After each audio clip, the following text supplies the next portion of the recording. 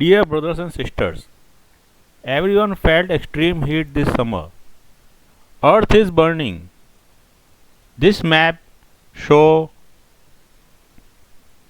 air temperature over United States with red area representing hottest climate. Same situation prevailed throughout the world. It is our collective responsibility to protect Mother Earth from global warming.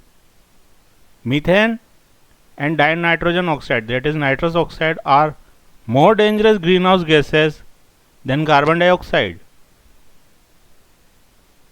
If cow dung of Indian origin cow is used as fuel, it generates much less nitrous oxide than that of wood.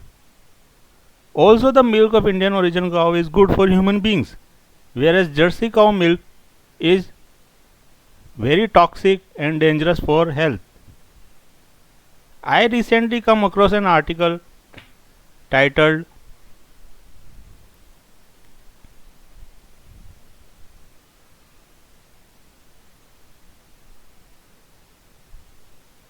How a Cow Specimen with Indian Roots Become Brazilian Cattle Industry $1 billion Jewel. In this article, they have mentioned that the cow named Vietnam 19 FIV Mara Immovius represent the leading edge of biotechnological innovation, revolutionizing the global cattle trade.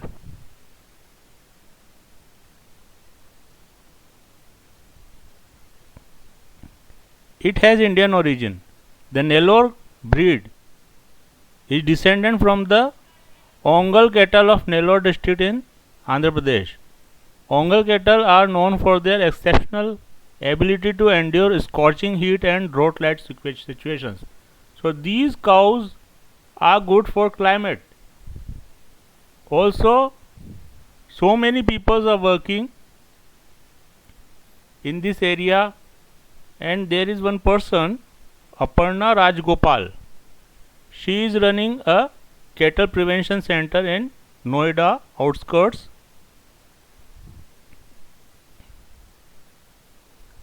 They have this website bijo.com,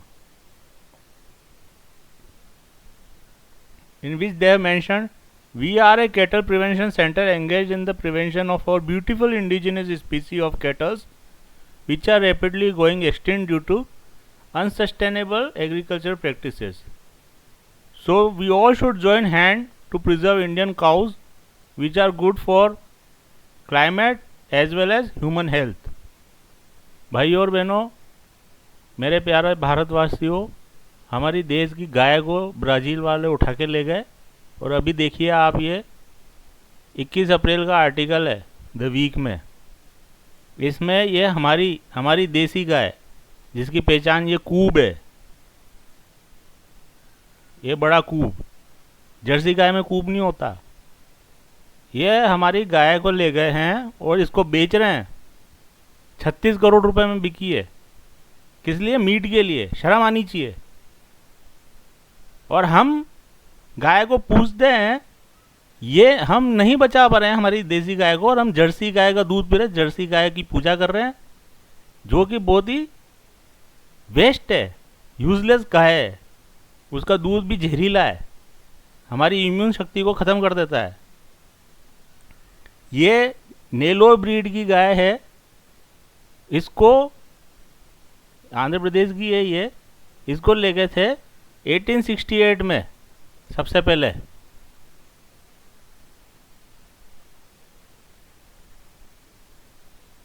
ये देखिए, both Ongole and Nellore are part of cattle sub species called zebu. It was in 1868 that zebu cattle first arrived in Brazilian shores. तो हमें अत्यंत आवश्यकता है आज हमारी देसी गाय को बचाने की.